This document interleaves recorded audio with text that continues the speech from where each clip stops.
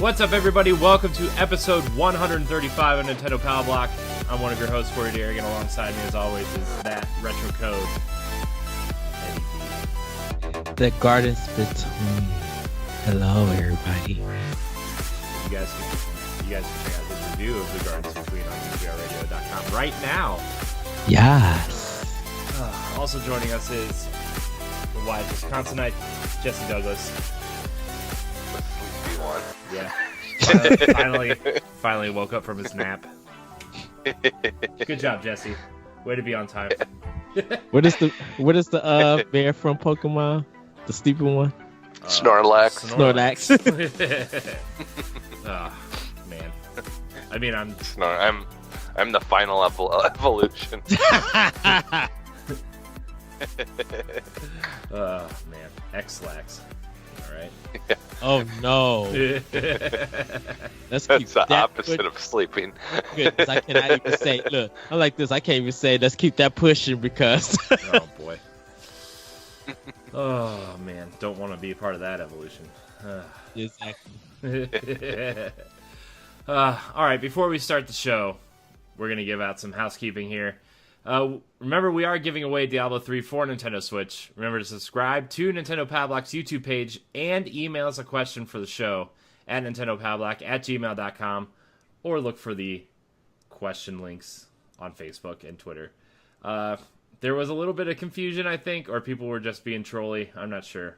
But some people, I told Ed that people were emailing us that says, I subbed, did I win? And I'm just like... yeah, technically he did ask a question and subs, but still. Like, it's a good time. Questions that relate to Nintendo. We have said that. I love people so much. This is the last week to get us your questions for the Diablo 3 giveaway, because we are picking the winner next week on next week's show. So make sure you get your questions in for a chance to win. Also, Nindy Showcase Season 2 officially starts on January 5th, 2019, showcasing more amazing games you can play on your Nintendo Switch, including Dead Cells, The Gardens Between, Yoku's Island Express, and much more. Nindy Showcase Season 2 runs through February 22nd, so subscribe to Nintendo Pow Block today for notifications on new episodes. Also, remember to check out our family of podcasts, Nerds Gone Rogue, Nerds Gone Rogue B-Sides, Arsenal X, Xbox Podcasts, Nerds Gone Platinum, PlayStation's podcast, and of course, us at Nintendo Pow Block. There's a daily podcast for your consumption every day at 10 a.m. Eastern Time. No, I lied. 7 a.m. Eastern Time. Wow. It's been a week, man. I need to catch up. So make sure you download us, rate us on iTunes and Google Play, or whatever podcast service you listen to us on. Preferably one of the bigger ones, since it helps with discoverability and everything on every platform. So we really appreciate it. Our numbers are still growing, and we really appreciate everybody's support. And yeah, also check out all of our content on our YouTube page. There's more coming this week, so hopefully you'll be able to consume that content soon, including a quick look of Diablo 3, the game we are giving away. So yes, also coming next weekend is the big quick looks of Pokemon Let's Go. So, because that's out Friday. Gotta get that. I can't believe that game is out on Friday already. Yeah, okay. I know. Well, this year in general, like, it's just like, I can't believe that we're like almost only a month away from like Christmas already. It's just like, where did this year go? We still got Still got two more big games. We got Just Cause 4 and Smash Ultimate. Yeah. Yeah. There's so many games. So many games coming out. Not even just for Switch. Like every week it's like Fallout is this week. Red Dead was 2 weeks ago. It's just there's so many big games coming out that it's just like I can't keep up with everything, man. Just can't do it. Yes. But fortunately, I have all the games I want pre-ordered and paid off through November or through January 11th, so I'm great because I have everything pre-ordered through New Super Mario Brothers U Deluxe. So, but then I realized, actually part of our news, but Travis Strikes Again is getting a physical edition. So, okay, which comes out on the 16th of January. So. January. Yeah, I'm gonna go to the store and buy that one. Or you know what? I might actually Amazon it. I think I'm gonna Amazon that one. Which is a weird date because I think it's a Thursday. It just comes out on a Thursday. Well, most of Nintendo. I wonder Nintendo's first party games come out on Fridays. Fridays. Some third parties come out on Tuesdays and Thursdays. But probably because it was a digital game first. I wonder. Maybe I don't know. Maybe because it's an indie game, it's coming out on a weird day. Like technically, it's just an indie game. So who knows? I don't know. But yeah. So that's all the housekeeping. There's a few other things that you can look forward to. Indie Showcase. Pod and Plays season is wrapping up this coming Saturday, so make sure you check out the season finale, and then you'll be able to watch all 3 seasons on demand. And season 4 is in production, so we're working on it. We're trying to get everybody involved in episodes on season 4. So yes, Jesse will be on most of the Xbox stuff, I think, and then Matt and Moose will be on the Bloodborne episode and trying to get Jason on the Spider-Man episode. So everybody's going to be involved. And, yeah. It's going to be a good time. It's going to be a ruckus. Or I don't know. I just thinking of words. I don't even know. It's so funny. So we're rolling to season 4. Then we're season 4 roll right into season 5. I know. We're trying to get all the seasons and stuff done because we have a bunch of other content that we want to do, like exactly Ed's new show NG Arcade. We're trying to figure out where that's going to go in the seasonal stuff next year, and like we're trying to plan that out while recording the rest of all of our other stuff. It's crazy time. Yes. Speaking of, I still want to get that Pac-Man. What is it? The Pac-Man Plus game or whatever, where it comes with like a whole bunch of arc. There's a Namco, newer one that came. The Namco 2-pack museum. Or whatever. No, it's called like the Namco 2-pack, and it comes with the Namco Museum stuff. Oh, okay. And Pac-Man Championship Edition 2 Plus. So yeah, I kind of want to get that because I like just having all those arcade games, and then like I haven't played a good Pac-Man game. I've played like regular Pac-Man stuff. Man. Pac-Man Championship Edition Pac-Man 1 and is Tetris. awesome. Pac-Man and Tetris are like those two like basic, early games that are just like always still fun to play. So I still love Pac-Man 3D or the one that it was like on the diagonal maze and the like Lego blocks where you could jump. Oh yeah. Love that one. Pac-Man. Pac-Man and Pac-Man, Tetris, and like back in the day, like the big game that I always used to play all the time was the Popeye game. Oh no! Let us move on to what we've been playing. What? Remember the Popeye game was good. Remember the bad Super Nintendo game Pac-Man 2, and it was just a side-scrolling platformer. Oh yeah, that game was garbage. Yeah. I'm like, why would you call this Pac-Man 2? Oh man. It's like they tried to do the whole like Mario 2 thing and failed, like just trying to do something completely different from the original, and then Jesse, I might actually make you happy. I used to own Popeye for the Atari 2600, and I had this in the Nintendo version. Oh, jeez. Like one of my big memories is my sister had to go to the hospital in Madison to like I think it was something to do with her tonsils or something. She had to get her tonsils removed. They were like getting like swollen to the point of where it was like she couldn't breathe or something like that. And so I just remember she had to go to the hospital in Madison for whatever reason, and we stayed at the Ronald McDonald Inn. And so they had a whole big like arcade there that was free, you know, like in the Ronald McDonald Inn, the arcades were just completely free. You just started, and they had one of the table style games of Popeye, and I would sit down there and play it forever. You know, like the ones that are like it's like a table that you sit at. Yeah. Like, you know, like a regular like coffee table. Yeah. But like inside of it, like in the middle of the table is the screen, and then the joystick and stuff are on the edge of the table. Pretty much like the Wizard, with Fred Savage and the brother and Julia Lewis. They was playing Double Dragon and on the table, and then he puts the control down. The Double Dragon is like still playing by itself because it's in a level that's not a demo. That's interesting. Yeah. But go ahead, Corey. But yeah, we'll get back to the show. It's just a little down memory alley. I mean, people wouldn't listen to the show by now if they. I mean, we're 135 episodes in. If they don't know what they're listening to by now, then yeah. Grabbing little bits and pieces of personality from us. Yeah. So, anyways, we're gonna get into what we've been playing. Jesse, we're gonna start with you because I'm skipping this time.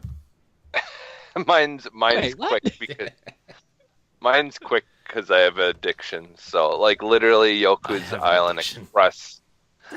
Yoku's Island Express is like literally the only game that I've been playing other than Black Ops 4. So it's like those two games. I have one game on my Xbox and one game on my Switch right now that exist. Nice. It's so that game. Yeah, it's so good. I'm thinking of going to Target and getting the physical. Yeah, it's on sale on Amazon right now.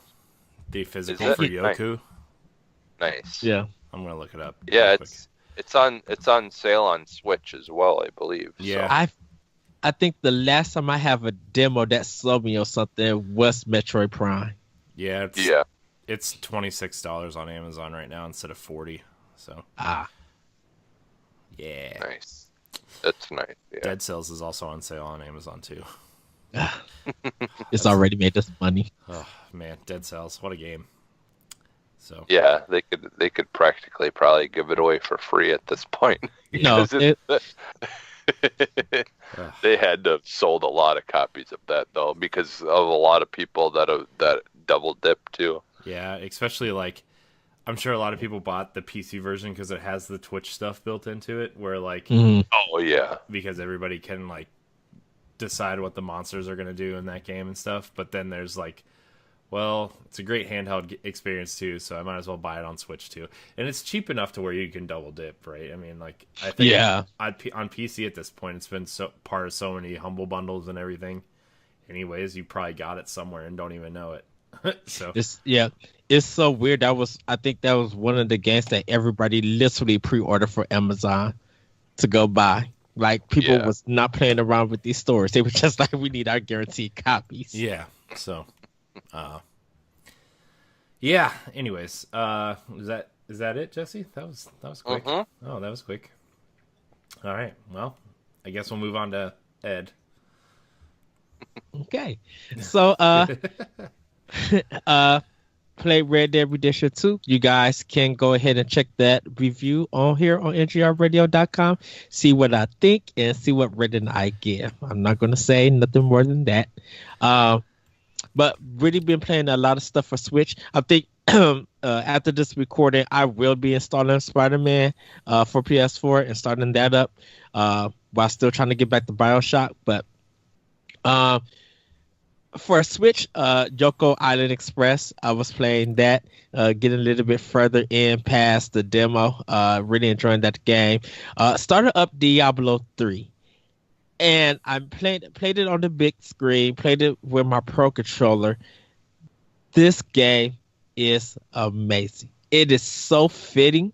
It feels fast, and it looks good on Switch for some reason. Like they probably did the Wolfenstein 2 thing, Corey, for the cutscenes, like using not in-game footage, but like recorded video. Yeah. Well, I mean, pre-rendered scenes are pretty easy to compress. Yeah. So. Well, yeah, they have it on the same thing almost like for Switch, because I was just like, this looks too good. This lighting looks really good. So that's how I was looking at it. Well, that's the one thing about Blizzard is they like 99.9% of the time they make games that can run literally on anything. So, yeah, I mean, and Diablo's always been that way, and I think their art direction and just their attention to detail of like, okay, well, we want people to play our games. How do we make it run on the low specs and high specs and make it just look great? You know, because Overwatch is the same way, right? Where yes. So I'm not surprised that it runs well on Switch. What I am surprised about Diablo is that a lot of people are saying they've been playing a lot of 4-player co-op on Switch and it still runs flawlessly. Oh yeah, I was playing. My friend, he popped in. He saw that I was playing. He was just like, "Hey, I got a friend." I'm like, "Can I join in?" I was like, "Yeah." He joined in like real quick. Yeah. I was just like, and I know me and you, Corey, still got to play, but I was just like, man, that was easy. Yeah. Like it didn't affect my game. There was no lag. If he wanted to go somewhere else and I wanted to go somewhere else, his placement didn't affect my game. I think it might be a map issue, but that might be on that person's system.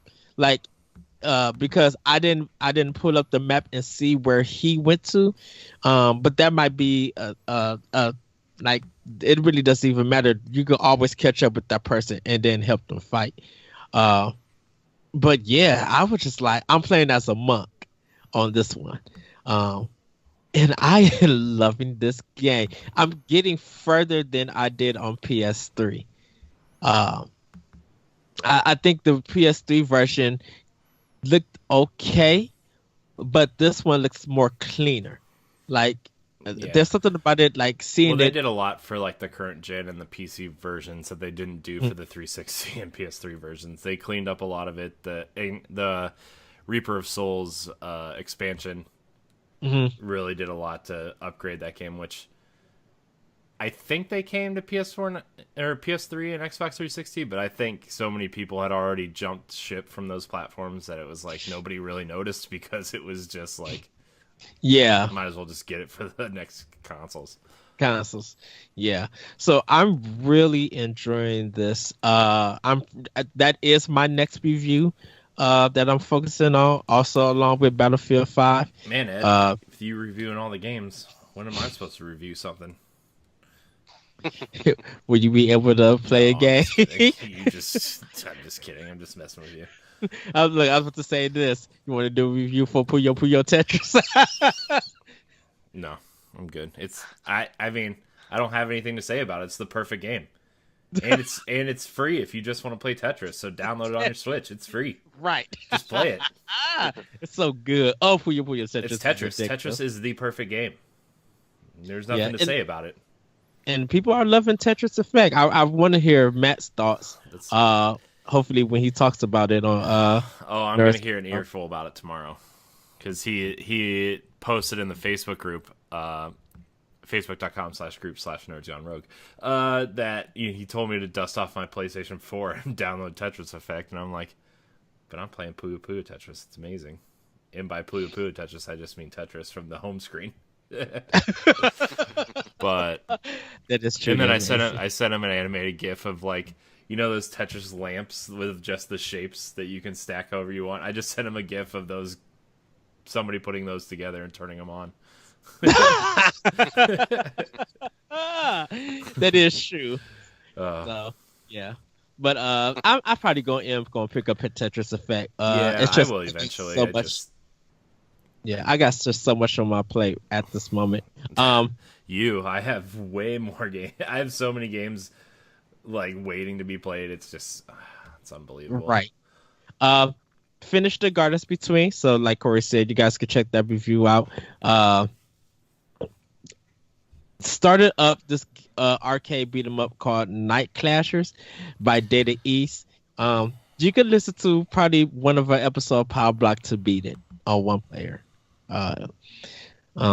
It's not scary, it's not hard, but it's also just one of those. It's one of those things, just like, because I don't think it ever came to America, because I've never heard of it or played it.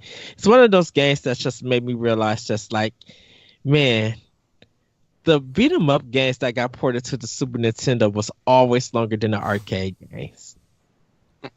Yeah, look at Turtles in Time. Perfect example. Exhibit A. The best Perfect Super example. Nintendo game. The perfect brawler. I'm done. Don't say anything. Just leave it. Just let it go. Have you guys seen that weird game that's like, it's Burger Time mixed with like all the other different arcade games? Yeah, I and seen it's it like on. some kind of brawling game or something, or it's like seen it on something Twitter. weird.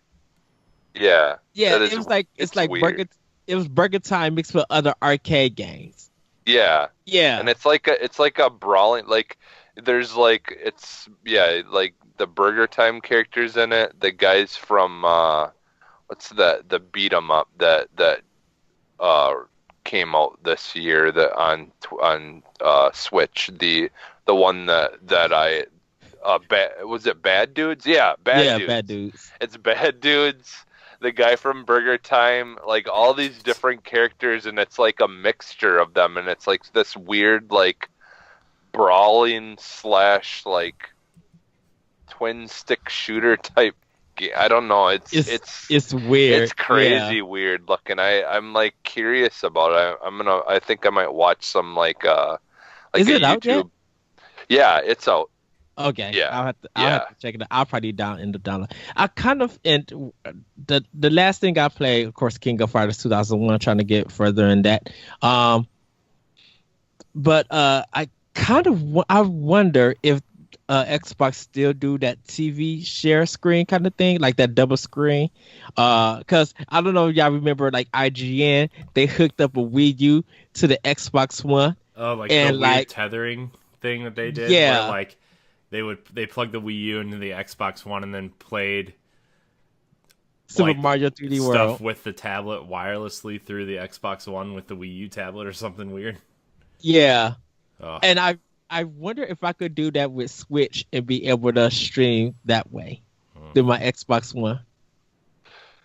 No, I don't think you can. I don't think you can technically stream anything that through the ports through your Xbox, but only the games you're playing through the Xbox. Yeah, yeah.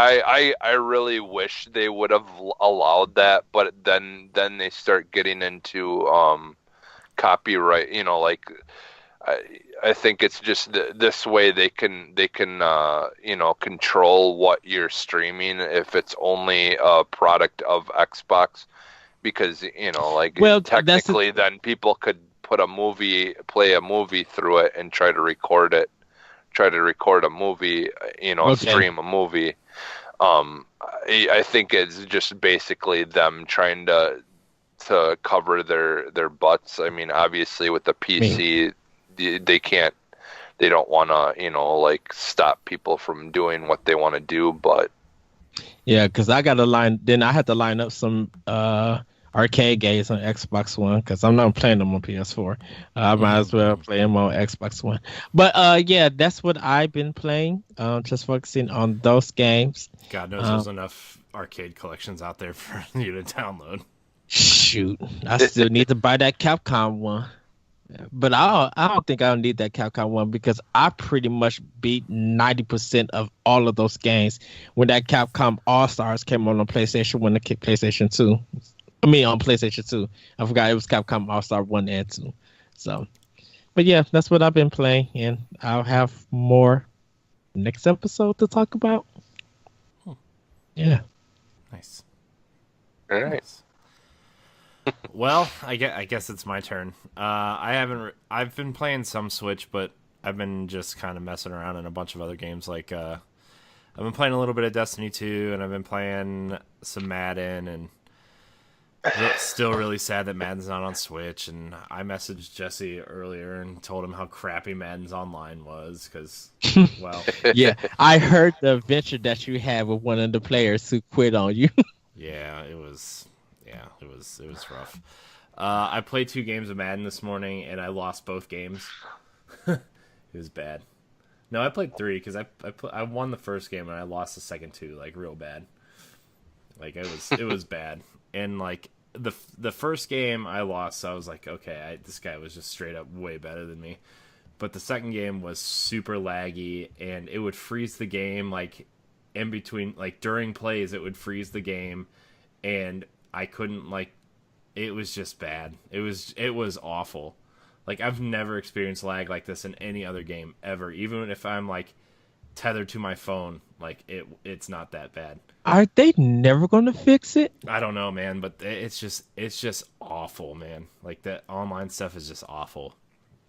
Yeah, because like how long has that game been out now? Since August. Yeah, about. But I mean, if they're still using the same infrastructure since Xbox One launched, it's like what? I mean, you could play Madden online since PS2, so yeah, PS2, Xbox. So, I mean, I don't know. It's getting really bad. I don't even know if I want to play online anymore. Except that it's so fun when you beat somebody on the other side and you know that they're like getting real mad. Like like the game I was playing last night. I won 17-7, but my offense was terrible, and I scored both of my touchdowns with my defense. Like look, the Browns are just bad. If I had played as another team, my record would not be as bad as it is. But the Browns are just bad. It's just bad. But I'm like, I recorded like 4 sacks and 7 interceptions and 2 forced fumbles with my defense and scored 2 touchdowns, and I only won. I only won by 10 points. So, wow. And their kicker is terrible. So, did they hire a new coach in real life? I mean, they have an interim head coach, but I mean, this coaching staff is probably gone at the end of the season. Even though I really like Greg Williams as a coach, like I wouldn't mind him sticking around as a defensive coordinator, but we'll see.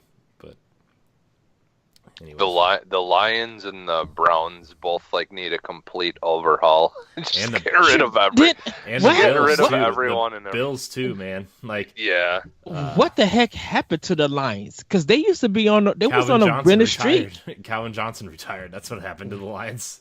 Wow. Once the Lions got their new jerseys, they was on a winning streak. They was killing it. Oh, man. It's also the last Madden that came out for Nintendo system was when Calvin Johnson was on the cover of the Madden 13 for Wii U. So, which I have, by the way. Everybody. Well, and the thing is, too, is like Matthew Stafford just hasn't been looking as good as he usually is. Because that's always, like I've always felt like Matthew Stafford was a really good quarterback, but when you don't have much of a team, it's hard to notice, to see how good a quarterback is. Yeah. But like even him, like lately, is just kind of like, I don't know. I mean, honestly, if I was him, I'd probably just be so sick and just disgusted of just like never like being so good at what he did and then just not. It didn't matter. Like they just don't ever seem to be able to get anywhere. It would be frustrating. Especially as a fan. The radio show that I listen to is based out of Michigan. And one of the hosts this year he's decided that he's no longer a Lions fan. He's like they've done nothing for me ever. So like what's the point? He's decided he's either going to be a Titans fan or a Tampa Bay fan. because the show is heard in Tennessee and in other states and stuff. So he's like, oh well, I'll just pick a different team. Finally this year. Man. So that's kind of what I've been playing. I've been playing a little some stuff on Switch. Like I've been playing Valkyria Chronicles 4, and that's a really good game, and it really scratches that Fire Emblem itch. But I mean, I'm in that weird lull that I finished Tomb Raider, and I don't want to play another big game, but I know I have to play something else. Like for Game of the Year stuff, like I have to play Assassin's Creed. I need to finish Valkyria Chronicles 4. I need to prep for Pokemon and Smash. Like, there's so many things for Game of the Year stuff that I need to finish, and I'm just like, I don't know what to play. I'm gonna play Tetris. I need to start forming my Game of the Year list. Yeah. Yeah, it's yeah. So I think I'm gonna do. I've also been playing I've been getting back into Octopath Traveler a little bit, and man, that game is so pretty. I like that game a lot. The hunter in that game is so cool. Like, I hate the way everybody talks, but I like the hunter's abilities. And like once you get through the hunter's stuff, everybody else just talks normal, which is great. So I do wanna play more of that. But like other than that, man, I just haven't had any time. It's been a long week at work. Like it's just been a long couple weeks, that I just haven't really had a lot of time to do anything really. So Right. But that's kind of all I've been playing. So I guess we'll get into this news, since that's why people are here. Probably. I don't know why people are here. They're here. They're listening to us. It's fine. Or watching us. So they're here to see Ed. Yeah, they're here. They're here to see Ed. Smile. And my crazy wave. And my crazy predictions. Say hi to everybody. Hi everybody. All right, so our first story is kind of a bummer. This comes from IGN. Strategy guide publisher Prima Games is shutting down. The longtime video game guide maker will call it quits after just shy of 30 years after its founding. Variety reports that a spokesperson for publisher DK said, "I can confirm that the decision has been made to no longer commission new Prima Games strategy guides, and the U.S.-based imprint will be discontinued in spring of 2019. We are in conversations with the Prima Games team and cannot comment any further at this point." And then it just goes on to say that there's a couple offices that'll be closed by November, and the rest will close by March 2019. They were founded in 1990, becoming the first company to print guides for Nintendo Entertainment System games. In 2015, it merged with its biggest competitor, Brady Games, after Prima parent company Penguin Group bought Brady Games parent company Random House. So that's sad, man.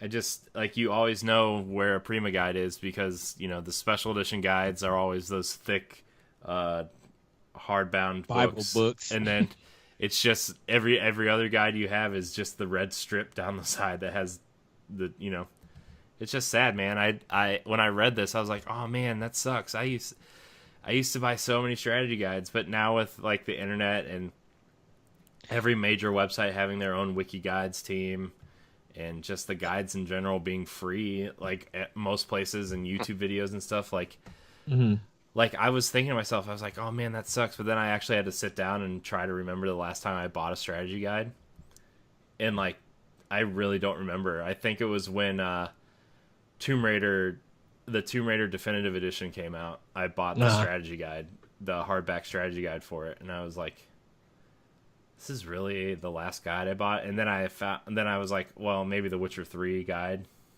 was one. But like, keeping up with strategy guides in this day and age with patches, and especially for like, oh well, this item could break the game, so we need to patch it, and the stats are different. Well, the stats in the back of the strategy guide are wrong, and then some maps change, and it's just really sad, man. Because like Prima did all those special edition Zelda guides too. Yes. Which were amazing. Like that Wind Waker one. Oh, that one was beautiful. Yeah, they're like that. Every Zelda game from like I don't even remember. I have them all in this little black cabinet somewhere. Like they all look the same. They all have like a different color with like that game's aesthetic. Like the Skyward Sword one is bright blue with gold trim. Yeah. The Link Between Worlds one is like this dark green. I just this makes me sad, but it's the same thing as Toys R Us, right? Like when was the last time you actually bought a strategy guide, you know? Like we always just watch YouTube videos and or read like a game facts or something. Well, I know for me, uh, the actual last strategy guide that I actually bought was Secret of Mana for Super Nintendo. No, rephrase that. Was the Legend of Zelda Ocarina of Time because I was stuck in one part. The Nintendo But Power one uh, or the Prima one because there were the two. Prima one. There were The Prima two. one. Okay. Yeah. Because I I have the never. I Nintendo, did. I have the Nintendo Power one, and that thing is destroyed. Because I bought it because the infamous story about me and Ocarina of Time is I didn't know you could go back in time, so I was stuck on the Shadow Temple for like 3 months. Yeah. So I was I just got. like, I need the strategy guide, and I went and got it and just tore through it, and I was like, oh, man, I I felt got. so dumb. I got stuck in the desert part with the women jailing you, and I couldn't figure it out. Just like, what the heck I'm doing wrong? So I brought it there. Christmas gift to myself.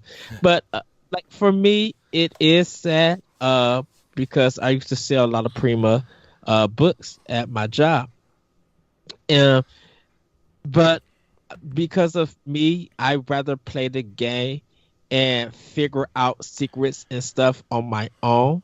Uh, I would never go to a guide. Now, I will admit there are some guides that I looked at, some FAQs that I would look at in some YouTube videos for RPGs, but I never go out the way to get like a special weapon, so I need a guide on how to get that stuff. Because I kind of feel like guides ruin the experience, and it doesn't help your skill as a gamer. And that's not a judgment to anybody who use guides. Prima books were collectible books. You know, 'cause all they were well produced, well written, broke a lot of stuff down, and they were worth the money that you invested to help you. So if you weren't a person who was comfortable in your skill and needed a guide to help you, and kind of lead you and direct you, Prima books were really good. Being that helpful to people, being that pun intended guide. So it is sad that it is going away. And even how print media is. I was more to expert gamer and game fan from EGM, but just seeing the Prima go, they left the legacy and they left the history. So hopefully sometime in the future they do come back in some form. Yeah. What about you? Yeah, What's your I thoughts? yeah, like there was a point in time where I used to buy the strategy guide, like with like basically every game. It was like part of the purchasing of a game is getting that strategy guide. And I actually for a while, fairly regularly worked at this place called R.R. Donnelly, and it was a printing place. And occasionally, like in the garages and stuff, you'd see where they threw out pages from strategy guides, like from the printing presses and stuff like that. Mm-hmm. So I actually worked at a place where they occasionally would print pages for the strategy guides for games and stuff like that. I think during the time when I was there, it was like one of the Street Fighter game ones that they were doing or something. Like, the books that you used to be able to get that tell you how to do all their combos and everything. Stuff like that. But yeah, it is a bummer. I mean, yeah, like now, like most people, I think, watch like YouTube for things because, people do the walkthroughs and things like that. Now it's just so easy to like literally watch it step by step because like strategy guides did a good job of telling you what to do, but it's still like it's so much easier to watch a video and like literally see it happening to know exactly what you need to do. Because there were, like some of those strategy guides that like weren't as good, that didn't quite like explain things well enough that even like following along with that could be difficult. And that was usually the more cheaper ones or whatever, strategy guides that weren't as expensive. But yeah, like it is a bummer though, just because it's kind of like the whole idea of like with CDs and records and things like that. Like some people enjoyed having the booklets that have like the lyrics in them and stuff like that. And like I think it's just one of those things. It's like a nostalgia type thing that hopefully maybe there still will be like certain companies that will still make them. It might be like a premium or something, but I don't know. Yeah. Maybe someone else will step in and do it or whatever. Yeah. That's like I said, like the place that I used to work for. That's if those places are no longer like printing them, that's jobs lost too there. That they'll have to try to find other things to print or do to keep their people working. Yeah. Well, R.I.P. Prima Games. You'll be missed. I know I used to collect a lot of strategy guides back in the day when I was younger, and Prima was a big part of that. So, but we're gonna move on to our next news story. 3 new NES games are coming to Nintendo Switch Online next week. Woo! Yes. Metroid, Mighty Bomb Jack, and Twin B will all be headed to Nintendo Switch Online. Nintendo Entertainment System Library next Wednesday, November 14th. So, tomorrow, when you guys are listening to this. Joining the ever-growing list of NES titles that are playable with a Nintendo Switch Online membership, these 3 follow last month's edition of NES Open Tournament Golf, Solomon's Keys, Super Dodgeball, and the surprise inclusion of The Legend of Zelda SP, which starts Link with every item in the game and 255 rupees. Metroid was originally released in Japan on the Famicom Disk System in August 1986. Yeah, so 3 new games on the NES stuff. Well, I'm really excited to play Metroid again. I've never beat Metroid. Oh my gosh, Metroid is like the best. It's my favorite. It's my favorite Metroid game. Yeah. You know what, Ed? I don't want to hear your nasty mouth noises. Get out of here. Well. I still want to play the newer one. The one on 3DS. It is above Metroid 2. I think Samus Return. It is above that. I'll even put Metroid Prime Federation Force above Metroid Prime 2. I mean, not Metroid Prime 2, Metroid 2. Metroid Prime Federation Force is a gem, and you know it. Goodness. Metroid Prime Federation Force 2 coming to Switch. Woo! I would say Metroid Prime will have to be my number 1, with Metroid Zero Mission being number 2 as the best. It's the same game. Well, I mean, this guy. I'm gonna fight this guy. I'm excited to play some more NES games on my Switch. No, I'm really not excited to play more NES games on my Switch. I am. I need to play more new games. I don't have time to be playing old games. I need to play the new games. You gotta find time to play games. I know, that too. So, yeah. All right. Well, if nobody else has anything else to say about that, we're gonna move on. All right, our next story. Overwatch director says Blizzard is very open-minded about a Switch release on Overwatch. Now that Diablo 3 Eternal Collection has finally unleashed hell on the Switch, discussions have been raised about other Blizzard titles that could potentially be released on Nintendo's hybrid device. Oh, this isn't by Nintendo Life, by the way. Previously, the company said StarCraft is unlikely, Overwatch is feasible, and not to rule out the insanely popular digital card game Hearthstone. Speaking to Eurogamer at BlizzCon last weekend, Overwatch game director Jeff Kaplan said Blizzard was very open-minded about bringing the popular team-based hero shooter to the Nintendo Switch, but didn't have anything to announce at this time. He explained how his team's main goal was to get as many people playing the game as they could. Quote, our philosophy has always been that we wanted as many players playing Overwatch as possible, and we want to reach as many possible Overwatch players as are out there. We will always explore a platform if we think we could make it viable, both the technology and the business relationship. We would love to do it. We don't have anything to announce or any plans with Nintendo or the Switch at this time, but it's something we're very open-minded about. This is something we bring up often on this show, mostly because A, Blizzard brought Diablo to Switch, and B, Paladins is a pretty big success on the Nintendo Switch. So the fact that they went from saying it's not coming to we are open-minded kind of tells me they're switching gears and at least exploring the possibility of bringing it. And I'm sure they have a small team working on seeing if it's feasible. But I mean, I would love to see Overwatch on Switch. I would play a lot more Overwatch if it was on Switch.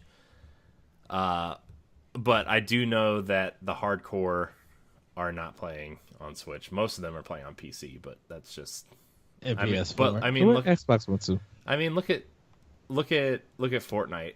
I mean, over half the Switches that have been sold have Fortnite downloaded on them, and it's a way more technologically advanced game than Overwatch, I think. You know, yes. Especially getting those 100 players on one map at one time on that small machine. Like, and I know a lot of it's server side, but that's Overwatch also. So I don't know. I think it would be neat to see Blizzard try to do that, especially with how well Diablo runs on there. Like, I would love to see, even if the textures are kind of dumbed down, and I would still like to see it. If they do announce it, it'll be a Nintendo Direct. But at this moment, Blizzard is not in a good place. What do you mean? To Well, because they announced a mobile game, people are mad. Yeah. Everything else, people are excited for. Warcraft 3, people are excited about. World of Warcraft Classic, people seem to be excited about until they start playing it and realize it's really a terrible game. Diablo 3 on Switch is a hit. Like, yeah, all of that stuff. Overwatch is amazing. Made a lot of people happy. Yeah, but once they announced that Diablo Immortal, that kind of people just need to get over themselves. Yeah, people just true. Yeah, people are just true. But I feel like giving away Destiny 2 for free on BattleNet. That was a big move. I would say another terrible thing. I would say that, skip past Overwatch and announce Diablo 4 for everything, PC and console. I think at this moment in time that will bring more people back to loving Blizzard and respecting them more. Overwatch on Switch, yeah, that would be good, but I think for them to do that, it's too late unless Blizzard really is going to put in the work and try to get that game out. If they're porting Diablo 3 to Switch this late, it's not too late for Overwatch. Well, I would say if they announce Overwatch for Nintendo Direct in January and then say the game is going to be out in April, I could see that happening. Well, the thing is too is like I mean, Switch still really doesn't have a whole lot of selection for like the whole like that style of game, So I mean, the thing is they bringing that over, it would be so basically uncontested. I think the thing is they if they think that they could make the money porting it, they probably will. The thing about it is they'll put Samus Aran, so that'll be more They will guaranteed not sales. add a character. I'm telling you right now. I'm not getting into this again.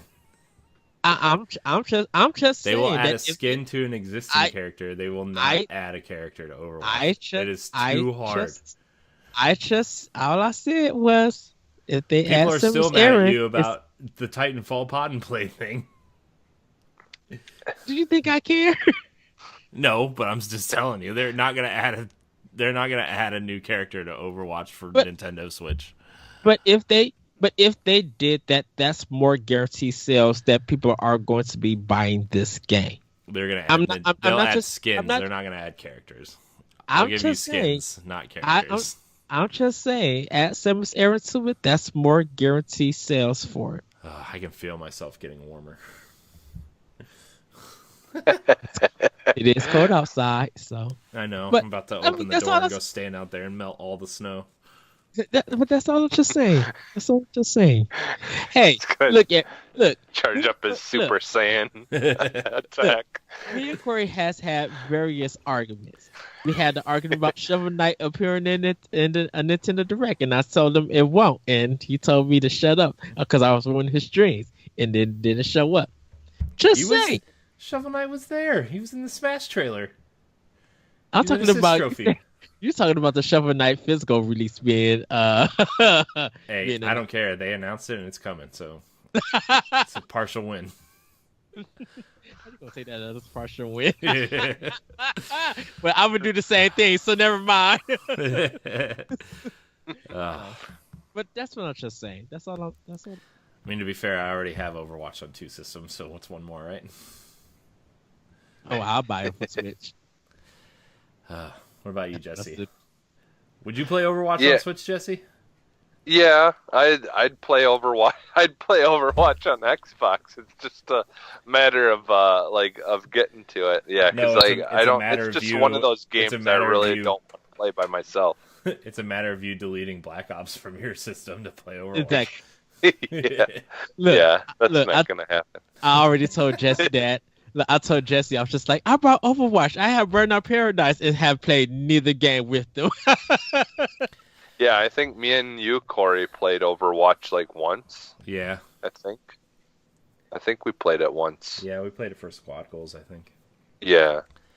I mean, it's a good game.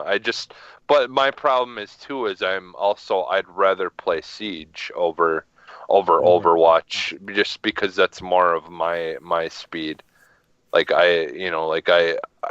not that Overwatch is a bad game. It's just not. It's not really geared towards my interests. Yeah. Oh. I like Overwatch because I can be good at it without killing anybody. So. Yeah. Like, I can be Reinhardt and shield everybody, or I can be Lucio and heal everybody, and it'll be like, yeah, I'm accomplishing goals, guys. Woo! Yeah, I mean, that's the thing. It's a little bit more. It's definitely much different from Siege.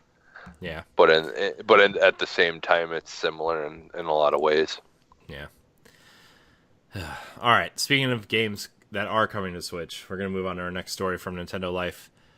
Travis Strikes Again No More Heroes has a physical release coming on January 16th, and the physical listing reveals a season pass.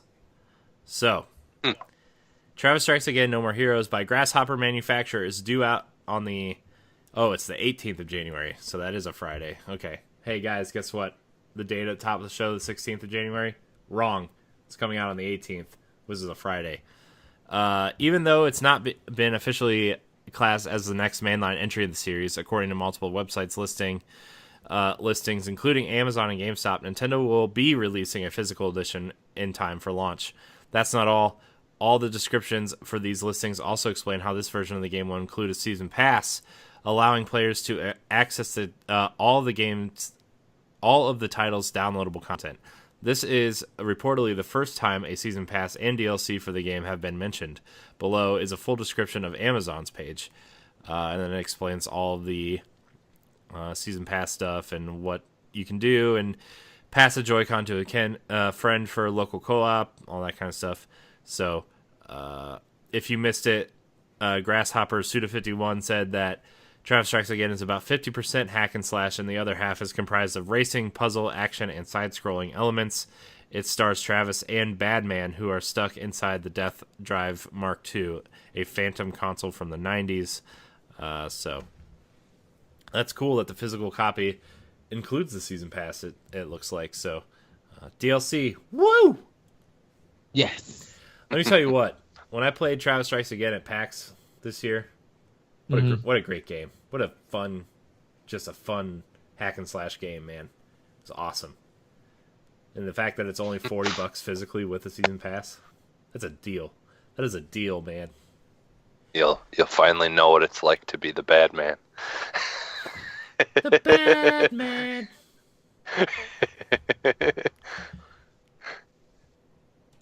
Yep. Yeah. I'm excited. I'm really excited for Travis Strikes Again.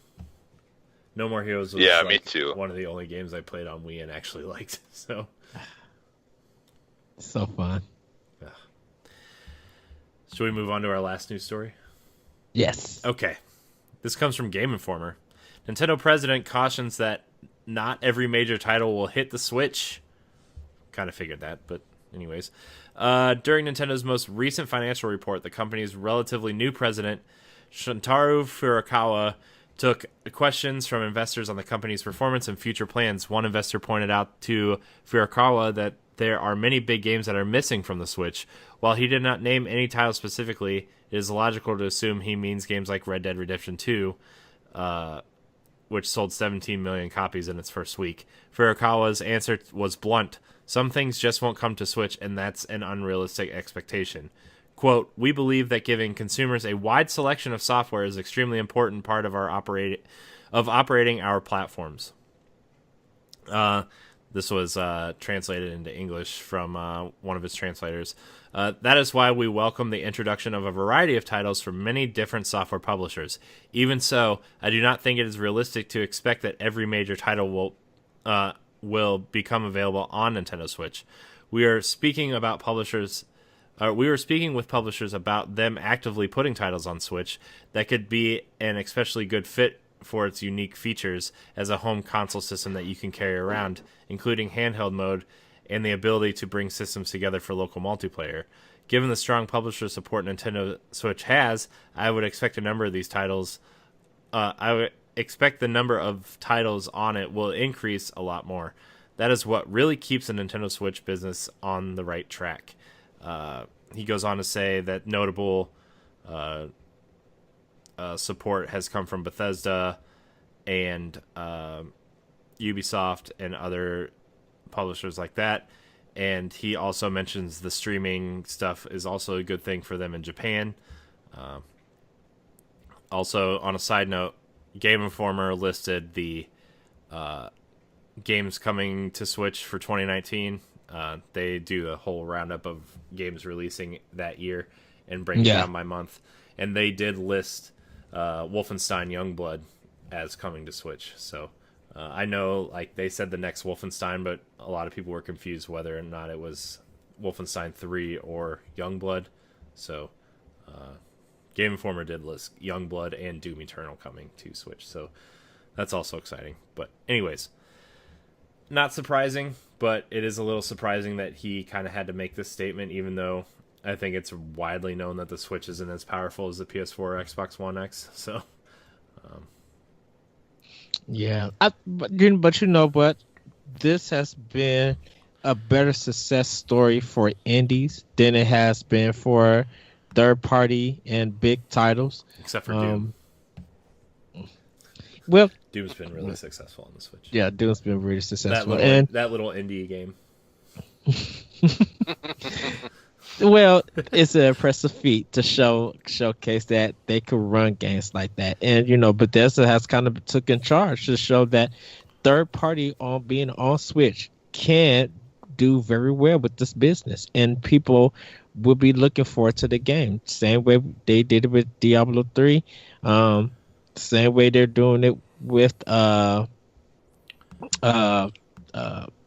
goodness, can I think of that other game? Wolfenstein 2 and Youngblood's coming. You know, people are looking forward to all of these games. So we shall see. And even Sega's been, in fact, Courier Chronicles 4, Ubisoft putting a lot of games on them and supporting them. Like, even though some stuff might feel like ports or are ports, they have had success stories, and we aggravated people to be interested in those games. So I'm not worried that a lot of big title games are coming to Switch, because I have a budget and I have to put money towards certain games on certain systems. And with Switch, I'm like, they offer so many indie games that one third-party game could get me like 4 to 5 small indie games that could give me that same experience or even better on Switch. Yeah. Yeah, that's kind of how I feel. I'm like, you know, like Xbox doesn't have a lot of exclusives. That's fine with me because that's less games that I'm not bummed that I can't buy. Right, and plus you have Game Pass. Yeah, plus Game Pass really helps with that. Well, yeah, well, there's just so much stuff constantly coming out as it is. Like I said, like there's so many games there's a massive list of games that I still haven't bought that I want to play that I just can't afford to buy them all yet. You know, like there's tons of them, and then with games coming out still, Switch has been amazing for the third parties we have gotten. Yeah, like maybe they don't get all of them, but it's, you know, like there's so much stuff for Switch, and like you said, the indie games and stuff like that. Like there's so many great indie games, so yeah, they're not really missing out too much. Yeah, I mean, I'm not really sad that big games are. I mean, I am, but like I'm not sad because like there's plenty to play on Switch anyways. That it's like you're just crowding my library. I'll just go play it somewhere else. You know? Shoot. Yes. Well, it's 1,300 titles. Yeah. Well, and I feel like their move, you know, going forward. Like I think I kind of mentioned this in a previous episode, but like when it comes to the point of where the other two systems have their new ones out and it's even more powerful than the Switch, basically all Nintendo will have to do is do more deals with you know, people like Ubisoft and stuff like they did with Mario Rabbids, where they can they basically they can say, hey, you know, we'll let you use some of our characters, you know, but we would like you to make something unique, you know, and something fresh for our system, you know, and then when they do that, it doesn't really matter if they're not getting some of those other big, you know, like third party, because they're making up for that for giving us really good exclusives, like I said, like Mario Rabbids that no one knew they needed until it came out, you know. Yeah. So like that's the thing that Nintendo is good at is getting exclusives that aren't necessarily really super expensive games that make up for things like that, you know. Like, I mean, look at Octopath Traveler. I mean, that game is like massive, and but it's Nintendo doing their own thing and not following no one else. Let everybody else follow them.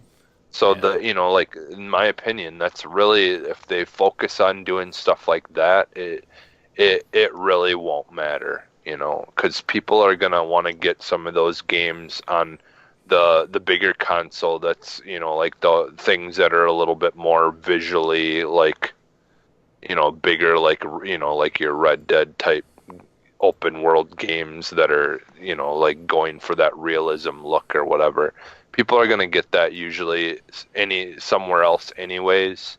So Nintendo just be Nintendo and do their thing, and they really don't have to worry about it. So Yeah.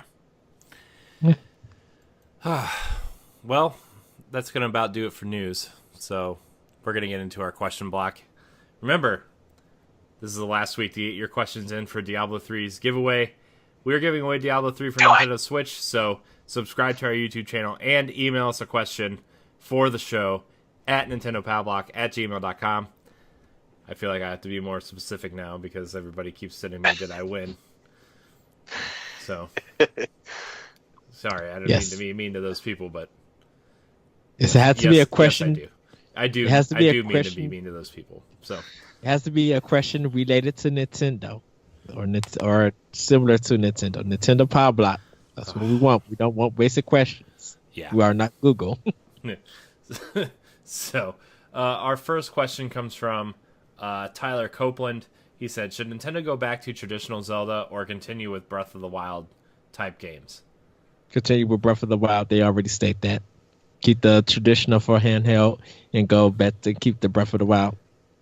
Yeah, I actually kind of think that they might mix the two at some point, where like the traditional dungeons from traditional Zelda games will make it into the open world style games of Breath of the Wild.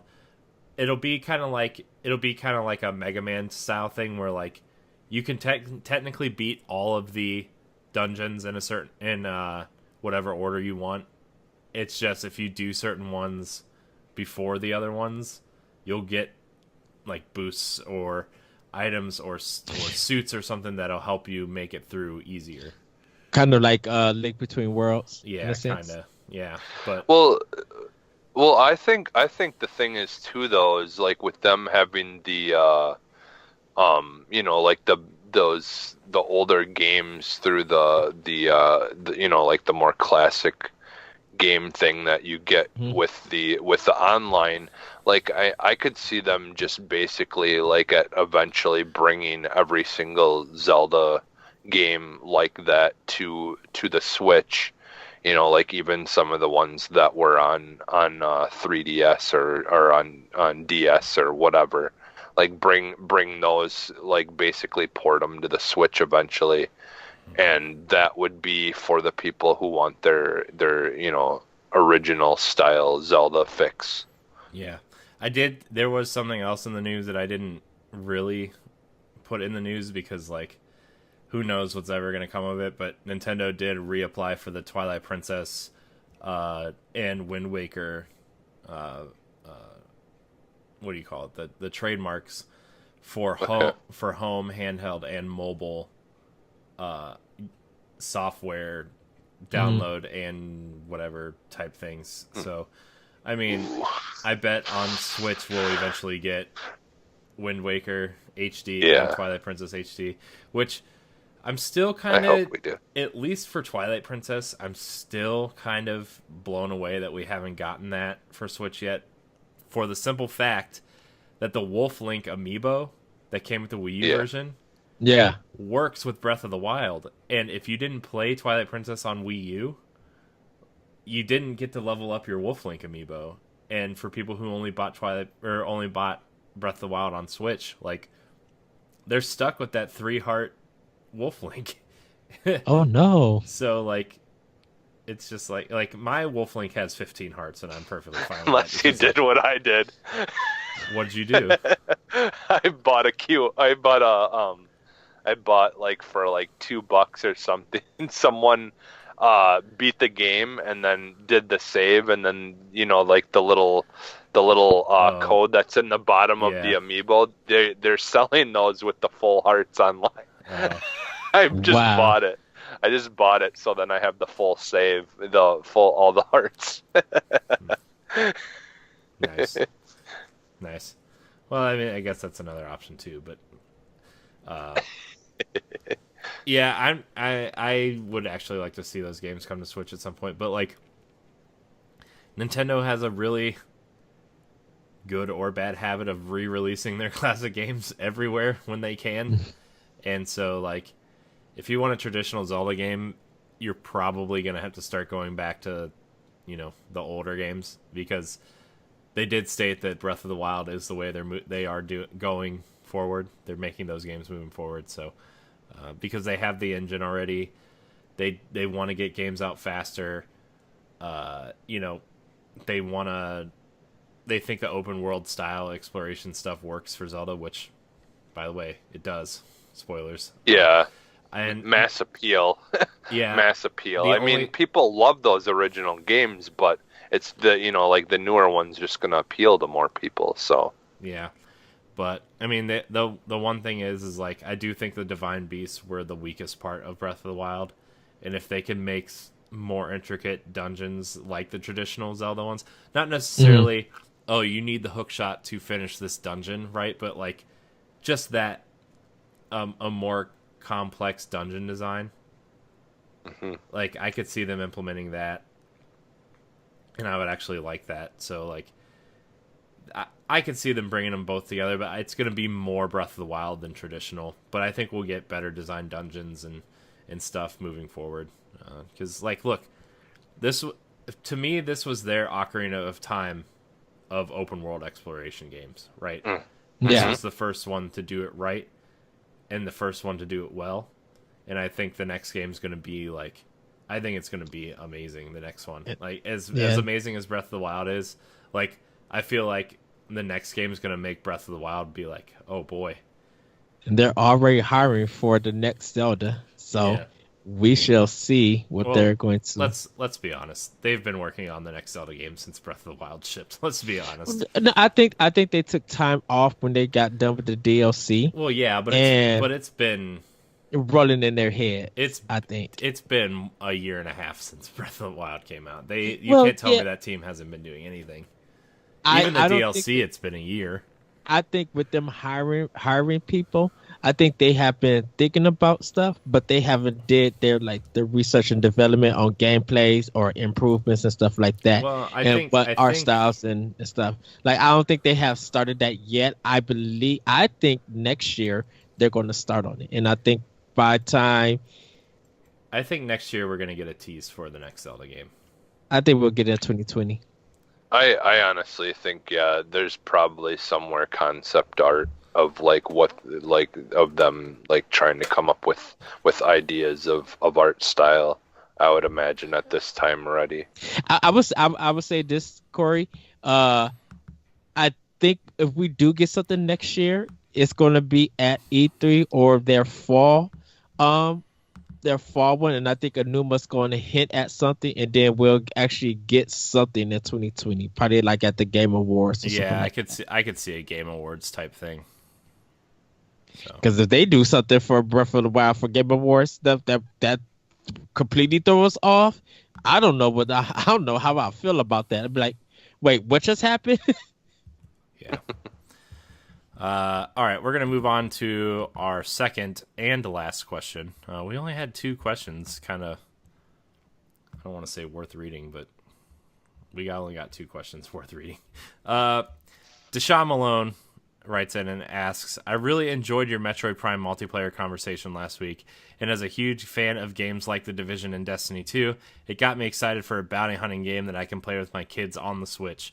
Also, Halo Infinite would be great for this structure, but I'll save that for Arsenal X. How complicated / simple would you like to see this game get? I know Destiny 2 is working towards the more grindy side, and The Division seems to settle more in the middle. Love you guys. I mean, I think this game would be more simplified just because it's Nintendo, right? Mm-hmm. There wouldn't be the grinding of the gear to level it up. There wouldn't be any type of infusion type things. There would just be hey, this chess piece is this good, and then you got to upgrade it to there's not going to be Destiny has something 300 different guns in the game. This game would probably have 20 to 30 depending on whatever a class structure would be, or you know what I mean? It's not going to be anywhere close to what Destiny or The Division or Anthem's going to be. It would just be a fun multiplayer loot grind that you could play with your friends that's easy enough to get into and fun enough to keep going, and you know what I mean. Like it's not gonna be the game that people keep playing forever, right? Yeah, well, honestly, I don't know why, but I always go back to like when we talk about this, for whatever reason, I just think that like the more of the Borderlands style would work well for it. Like where it's like you've got like the same guns, like because you don't have a lot of guns to pick from. It's just you can have it like where every once in a while you can pick up like one that's got better stats or whatever, and like just switch it out. Just the very basic, like if I want to upgrade event, as you're playing through and leveling up, like better things will drop, but it's not like the whole infusing thing and all that stuff. Like it's just pretty basic, like I feel like the whole Borderlands kind of idea would work well.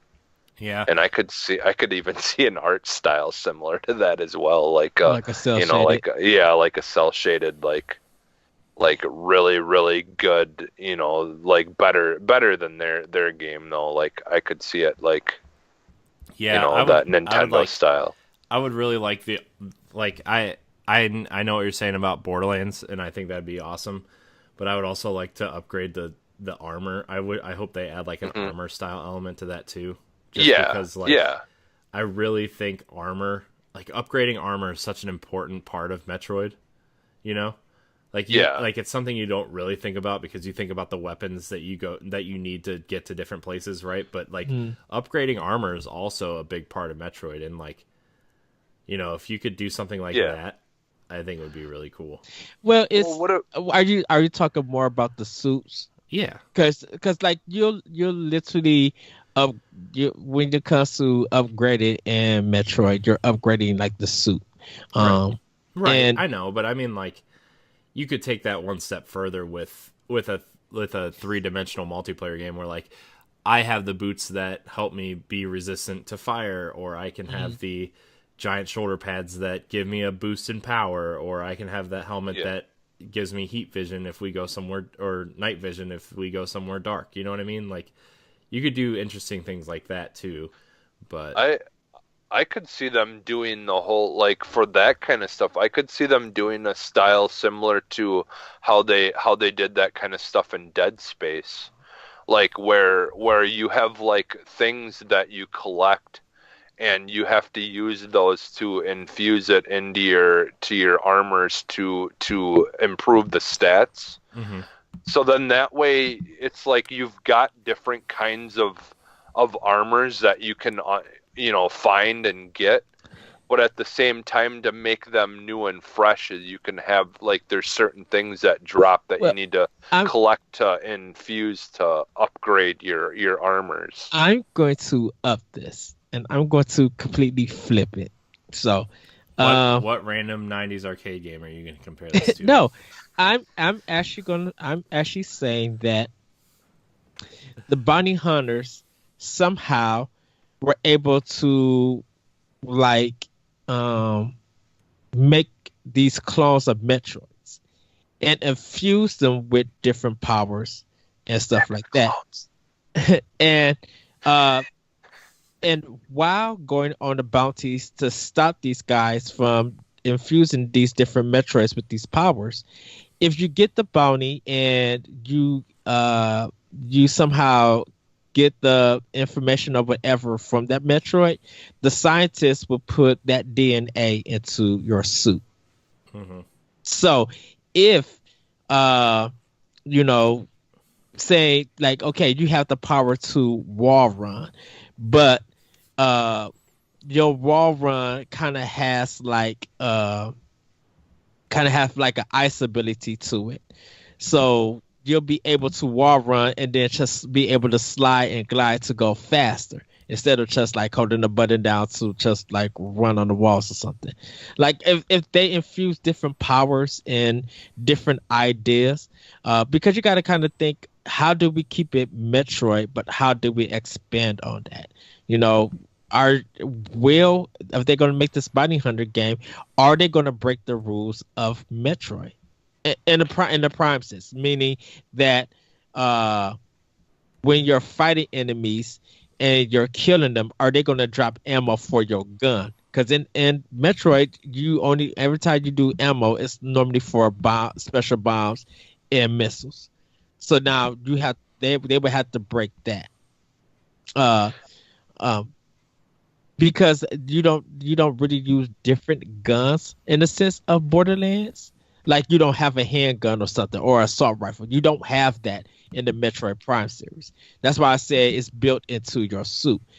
If they were able to take the DNA and put it in, like kind of lace it into your suit where it could read that DNA, the more hunts you do and the more like season passes or more events and stuff, that's going to help you stop those Metroids, or even finding some of the old tribe that you came from and stuff. You might find something hidden that they just never revealed, like experiments that just didn't work that they threw away, but somehow Mother Brain in the past got a hold of them and did something with them and just hid them away for a different time.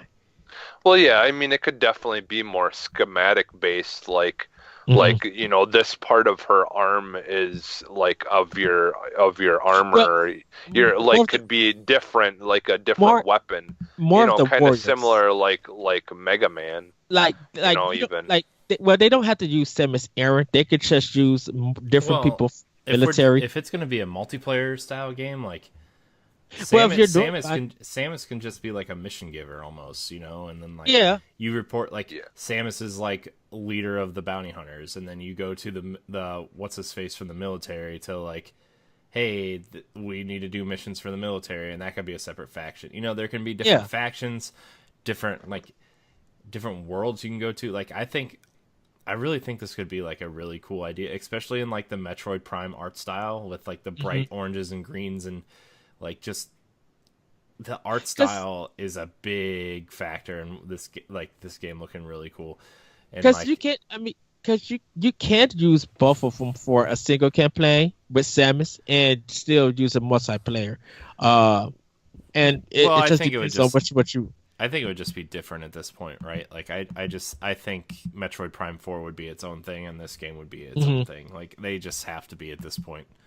So, or what if you started out as Samus and like to set up the game, and the whole game is like something happens to her, and then you've got to be this other person that's got to try to regain like contact with her, or something like similar to that. Like pretty much nothing can happen. It sounds like Destiny 2's campaign. Right. Pretty much nothing can happen to her because if I would say this, from what happened to her with Metroid Fusion, if that has some effect on her and she needed something that would help her, like she can't go out and fight, then I could see that way happening. Because don't forget, she's fused with the Metroid cells. Because of what happened with Metroid Fusion.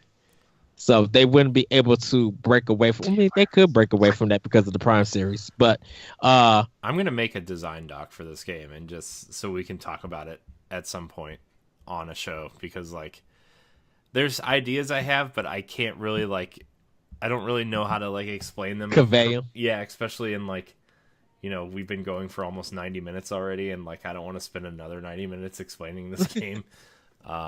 But maybe it'll be like a special edition show, or we'll revisit the old expansion pack idea that we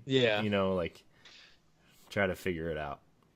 Well, anyone at Nintendo that's listening to this show, Reggie, you want some ideas, just get a hold of us. We'll help you out. Reggie, just call me. I'll relay you the notes. You can have it for free as long as I get 3 free copies of the game that I can give these 2. Last thing I got to say about this is going to be who the developer is going to create it. Is it going to be a Japanese developer or it's going to be Retro?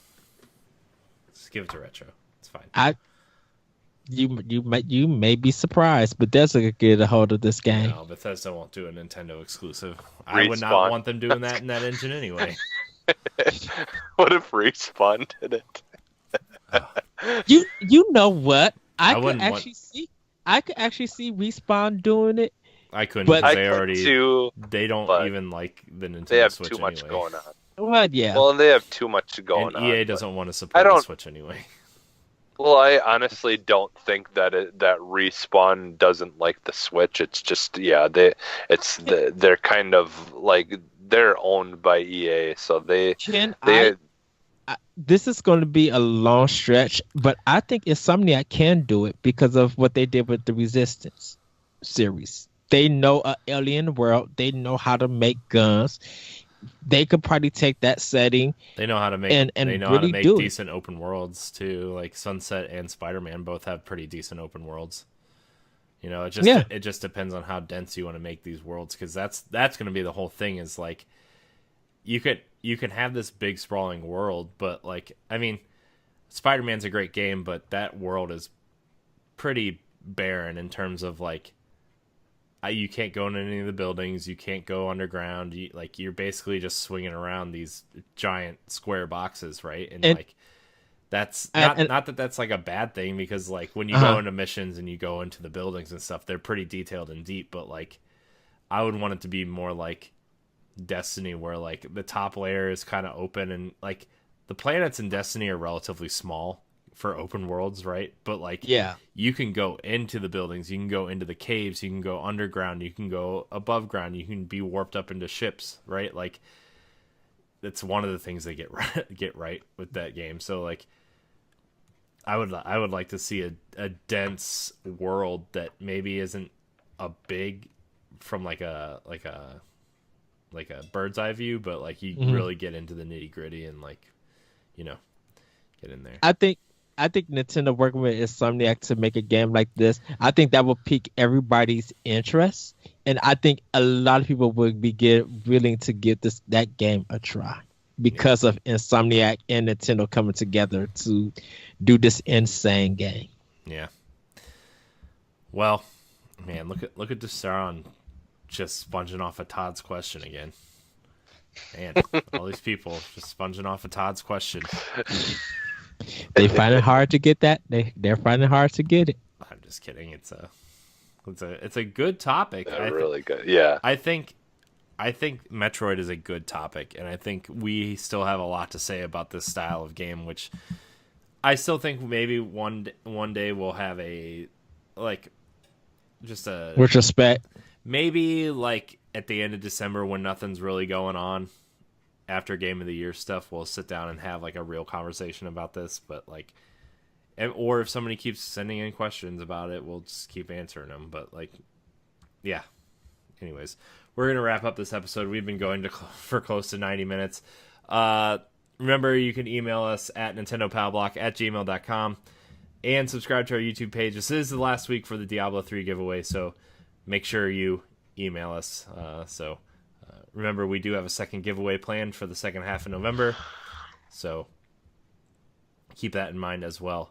But anyways, you can follow Nintendo Pow Block on Twitter and Instagram at Nintendo_PBlock. You can join our Facebook page, facebook.com/groups/Nintendo Pow Block. And you can find all of our content on our YouTube page and on ngrradio.com, which houses Ed's The Gardens Between review and a bunch of other stuff. So, you can download Nintendo Pow Block every Tuesday at 7 a.m. on your podcast service of choice. I'm still trying to get it on Spotify. I know people have been requesting it, but I'm trying. So, Jesse, where can we find you? You can find me on Twitter at PhantomMegadAX.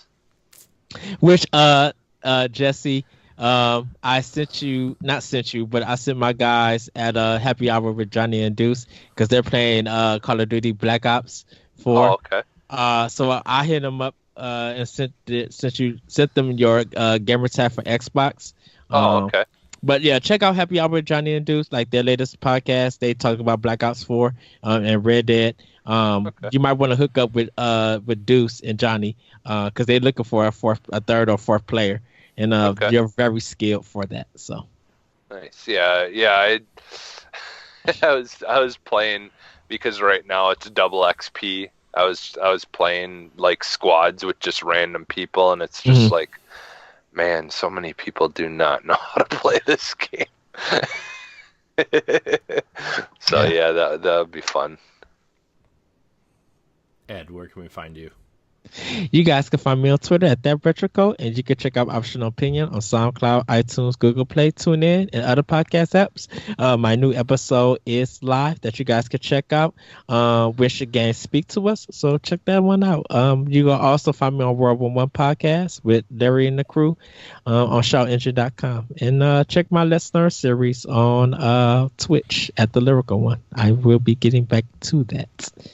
And AX Plays and Arsenal X. You guys can find me. I need to get it back to some AX Plays and Let's Learns, and I got a lot of stuff to teach. I know I've been thinking about some stuff because like I've been doing a lot of stuff for the Pow Block, but I haven't really touched Arsenal X stuff yet. Yeah, I've been bad not doing my part for AX. It's been busy for everybody, man. It's hard being like trying to do YouTube stuff when we all have jobs, like real jobs, and like the time we do have together is like, our priority is the podcast. So yeah, I saw. Well, and last time I recorded something, I was having issues with uploading it to my Google Drive to send it to you. So if I can't do that, I can't really send anything anyways. So I need to try to figure that out. A lot of people have been having problems with Twitch, actually on OBS and on Xbox One. Maybe not PS4, but there's been like a lot of Twitch problems with some people. So, but I'm going to try to record some stuff and do my part 2 for Resident Evil 4 because I got a new headset, so I should be good to go. But yeah. Well, speaking of Twitch streams, you can find me on Twitter and Instagram at CoreyNHD86. You can find me on Twitch at CoreyNHD. And you can find me on Nerds Gone Rogue and Arsenal X Podcast, as well as other content on NGRradio.com. Like, subscribe, and share to all of our channels and all of our podcasts. Rate us, comment, subscribe, click the bell, all those things the kids say. And yeah, thank you guys so much for watching, and until next time, we love you. Bye, everybody. Bye. Woo!